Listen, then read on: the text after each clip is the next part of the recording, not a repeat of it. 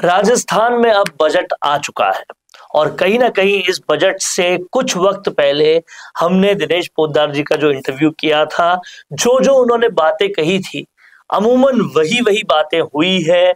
और कहीं ना कहीं ये बजट कुछ ऐसा बजट है जैसा आमतौर पर सरकारें इलेक्शन से पहले वाले साल में देती है। इतनी सारी घोषणाएं, हर जगह कुछ ना कुछ दिया है और अखबारों की हेडलाइंस ही ये है कि राजस्थान को सीरा दिया है, हलवा दिया है, मतलब बहुत अच्छा सब कुछ चीजें दी गई है।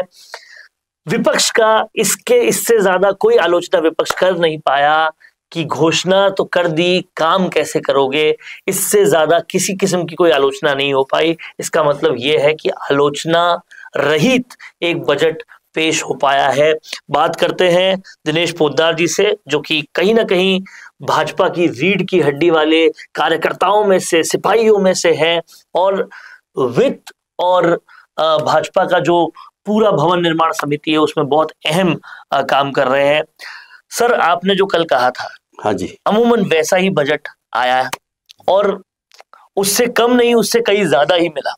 बिल्कुल बिल्कुल। सबसे बड़ा जो फोकस पॉइंट है वो इंफ्रास्ट्रक्चर डेवलपमेंट है।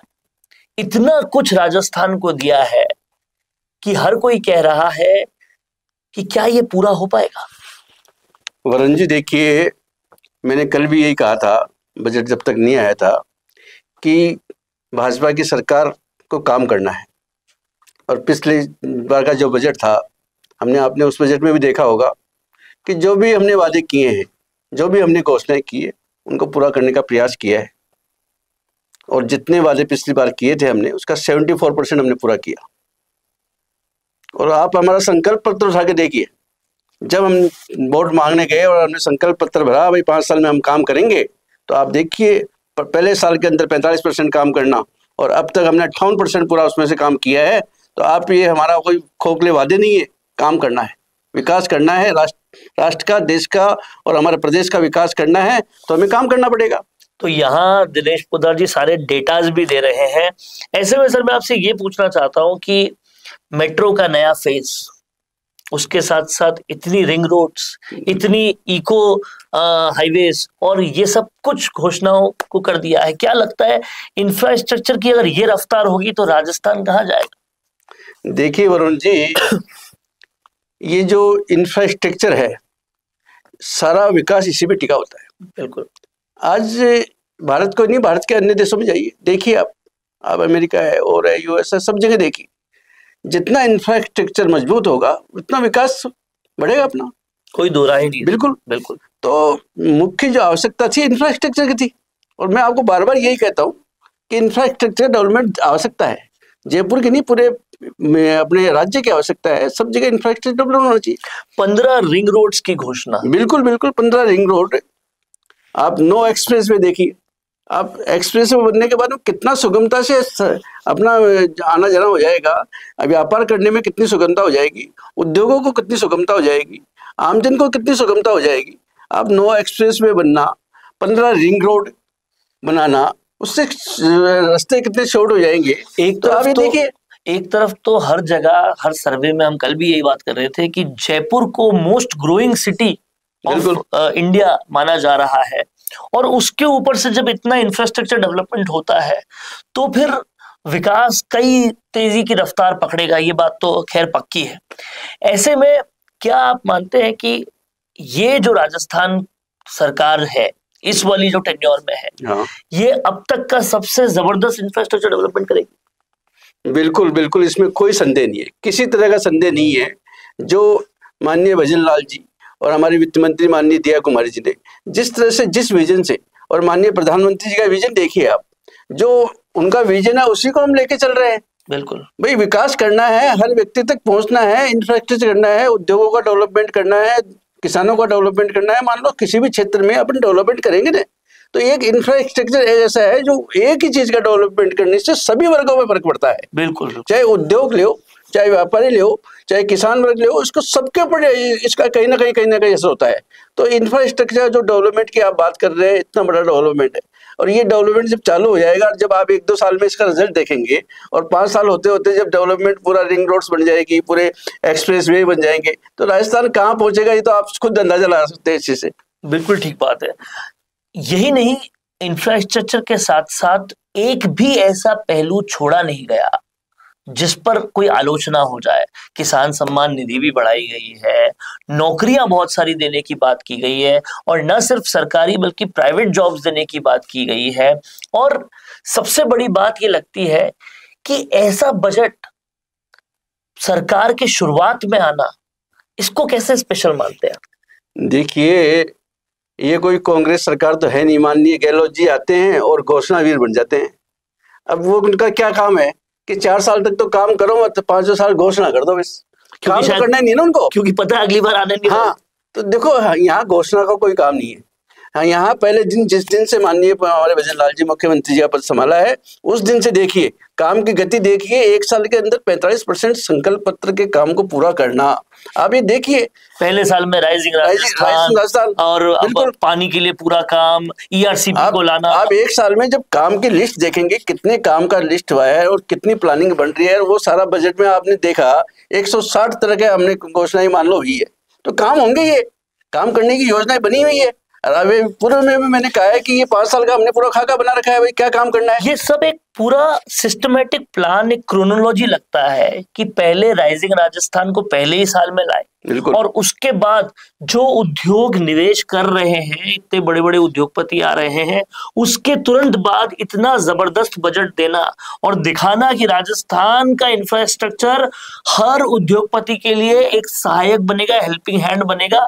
कहीं ना कहीं हर बात एक दूसरे से जुड़ रही है। बिल्कुल बिल्कुल जुड़ रही है। देखिए, जो ये आपको बात बोल रहे हैं कि जो ये इंफ्रास्ट्रक्चर डेवलपमेंट होने से जो उद्योगों का विकास होगा, राइजिंग राजस्थान की वजह से उद्योगों का विकास होगा, नए नए उद्योग आएंगे। इससे सरकारी नौकरियों के साथ साथ में प्राइवेट सेक्टर में जो 1.5 लाख नौकरी देने की बात कर रहे हैं, जो इनके लिए स्किल डेवलपमेंट सेंटर बनाने की बात कर रहे हैं, या अदर सोर्सेज में कहीं ना कहीं इनको रिसोर्सेज करने की बात कर रहे हैं, तो ये काम होना है। आप देखिए कि जब 3-3 लाख 4-4 लाख लोगों को नौकरियां मिल जाएगी, तो आप कितना बड़ा डेवलपमेंट आएगा। मंशा काम करने की है पूरी तरह से, और उसी मंशा से लगातार चीजें हो रही है। मैं ये बात देख रहा हूं कि अभी तक हम राजस्थान में, इतने टाइम से मैं जर्नलिज्म कर रहा हूं, सरकारों को बहुत पास से देख रहा हूं, अभी तक ये होता था वोट मिल गए, अच्छा मैंडेट तो मिल गया तो आराम से रेस्ट करो, आखिरी में जाके काम करेंगे, ये एक प्रणाली होती थी। और खैर कांग्रेस का तो क्या कहना, उनको मैंडेट, लंगड़ा मैंडेट भी मिल जाता तो भी वो रेस्ट करते। बिल्कुल बिल्कुल बिल्कुल। लेकिन आपकी ये जो सरकार है इस टेन्योर की, रेस्ट का मतलब ही नहीं समझ रही। शुरुआत से ही आप देखिए, सीएम भजनलाल जी पानी पर तो पूरी तरह से लगे हुए हैं, और उसी के साथ साथ उद्योग पर, किसानों पर, सब तरह के डेवलपमेंट पर लगे हुए हैं, रुकने का नाम नहीं। उसके अलावा इतना कॉमन मैन की छवि के साथ वो आते हैं, लोगों के साथ वॉक करते हैं। ऐसे में क्या मानना है कि ये 5 साल स्वर्णिम, सबसे स्वर्णिम 5 साल होने वाले हैं? बिल्कुल बिल्कुल, आप बिल्कुल सही कह रहे हैं कि जो 5 साल का पीरियड है, बिल्कुल जो भाजपा की नीति है, काम करने का तरीका है, वो यही है। और एक आदमी को जीने के लिए क्या चाहिए, हर पल उसको कुछ ना कुछ चाहिए ना। मान लो आदमी जीवित कैसे रहेगा, उसको खाना भी चाहिए, पानी भी चाहिए, निरंतर चाहिए ना। तो काम करने के लिए, सरकार को चलाने के लिए निरंतर काम भी करना पड़ेगा। ये नहीं कि आपको मैंडेट मिल गया, वोट मिल गया, सरकार मिल गई तो आप 4 साल तक सो जाओ और बाद में घोषणावीर बन के घोषणा करके फिर चले जाओ। ऐसा काम चलने वाला नहीं है, काम करना पड़ेगा और निरंतर काम करेगी सरकार। और जिस तरह से ये घोषणाएं की है उनको पूरा भी करेंगे और बहुत जल्द पूरा करेंगे। ये नहीं है कि जो टाइम हमने लिया है, मान लो 1 साल में काम करना है, 2 साल में काम करना है, 3 साल में करना, करेंगे उसको काम को पूरा। और इस तरह से कहीं ना कहीं विपक्ष की बोलती बंद कर दी कि जो विपक्ष कहीं ना कहीं कोई ना कोई आरोप लगाने से बाज नहीं आता था, बजट पर इसके अलावा कुछ बोल नहीं पाया, कि बस बहुत सारी घोषणाएं कर दी, अब ये पूरी करेंगे कि नहीं, इसके अलावा उनके पास और कोई शब्द नहीं था। सबसे बड़ी बात यह है कि इस सरकार ने आते ही सबसे पहले ये सोचा कि राजस्थान की जो सबसे बड़ी समस्या है पानी की, उसको हल किया जाए, उसके बाद उद्योगों को, और उसके बाद इंफ्रास्ट्रक्चर। इस तरह से सिस्टमेटिकली हर चीज चल रही है। ऐसे में आप क्या मानते हैं, 5 साल के बाद जब ये सरकार अपना कार्यकाल पूरा करेगी, बिल्कुल, तो क्या प्रेजेंटेशन रहेगी इस जनता को, क्या कहना होगा जनता का, और जनता जिस उम्मीदों से आई है वो उम्मीदें सारी पूरी हो पाई? बिल्कुल बिल्कुल। देखिए, यदि 5 साल तक जिस गति से काम की शुरुआत की है और उस गति से हमने काम किया, तो बिल्कुल जनता काम देखती है, ऐसा नहीं है। और काम के बल पे ही वोट मिलता है, काम के ऊपर ही वोट मिलता है। तो जनता हमें दोबारा स्वीकार करेगी और दोबारा मौका देगी, तो हम पूरा प्रयास करेंगे, जनता की उम्मीदों पर खरा उतरेंगे। बिल्कुल। तो ये ही है वो पॉजिटिव माइंडसेट, और ऐसे भाजपा के सिपाही जो कहीं ना कहीं वो पॉजिटिव माइंडसेट लेकर आते हैं, ऊपर से लेकर नीचे तक, नेतृत्व से लेकर कार्यकर्ताओं तक, टोटल पॉजिटिव माइंडसेट के साथ काम होता है, और तभी कहीं ना कहीं इतना जबरदस्त बजट आता है। इस बजट की एक खास बात यह भी रही कि कांग्रेस ने बहुत प्रयास किया, सत्र में केवल फोन टेपिंग की बात हो, दूसरी बात हो, लेकिन बजट ही इतना जबरदस्त रहा कि और कोई बात और कोई कर ही नहीं पाया, और ये बजट हर किसी की आंखों का तारा सा बन गया।